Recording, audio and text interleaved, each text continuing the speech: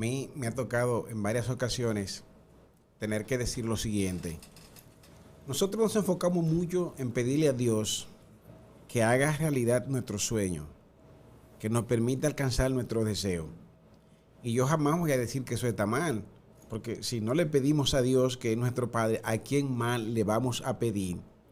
Pero lo pedimos, lo pedimos, lo pedimos, y en muy raras ocasiones le decimos a Dios, hágase en mí tu voluntad, cúmplase en mí tu propósito. Hago esta mención porque el propósito de Dios en nuestra vida hay en algunos casos que como el aceite ricino, difícil de tragar, pero curativo. A veces difícil de tragar. Yo recuerdo que ahí me lo llegaron a dar. El aceite de resino. Sí, es difícil de tragar, pero es curativo.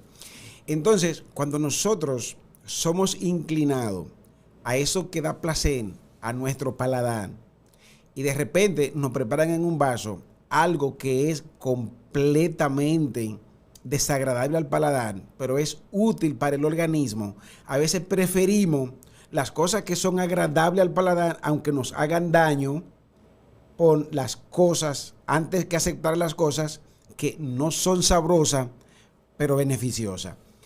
Entonces, cuando nosotros le pedimos a Dios que haga en nuestra vida realidad nuestros sueños, ya nuestros sueños están diseñados.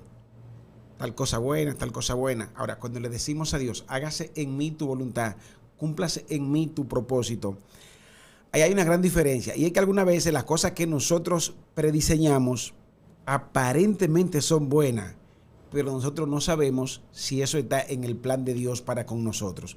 Ahora, cuando le decimos a Dios que se haga en nosotros su voluntad, que se cumpla su propósito en nosotros, el propósito de Dios es perfecto, pero algunas veces tenemos que caminar para llegar a hacer realidad ese propósito de Dios. Tenemos que caminar valles de sombras de muerte. Tenemos que caminar lugares peligrosos y pasar momentos en el que humanamente no le vemos sentido. Precisamente hablando de la presencia del Espíritu y la protección, pudiéramos decir entonces Jesús al momento de ¿no estaba protegido por el Espíritu? Claro que esa sería una pregunta tonta, porque claro que lo estaba. Jesús era Dios, a Jesús no le faltaba nada, pero es que Jesús vino con un propósito. Jesús no vino a este mundo a vacilar, a disfrutar. Jesús vino con un propósito.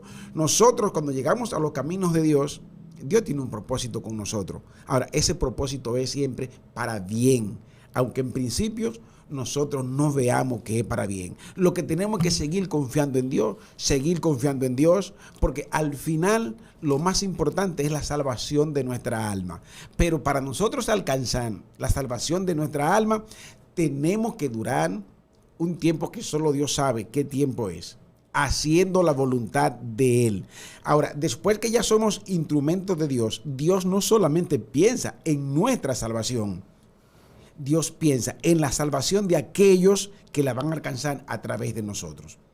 Y en la vida nada tiene más valor que la salvación de un alma. Y si nosotros vemos lo que se sacrifica un estudiante para llegar a ser profesional, lo que se sacrifica una persona pobre cuando inicia con una pequeña empresa para convertirse en un empresario, y nosotros vemos todo lo que pasa a la persona para prosperar, también tenemos que entender que si la salvación es más grande que todas esas prosperidades, el sacrificio también debe ser mayor. Lo que pasa es que algunas veces queremos las bendiciones, pero no aceptamos el sometimiento. En algunos casos por falta de confianza, por falta de fe.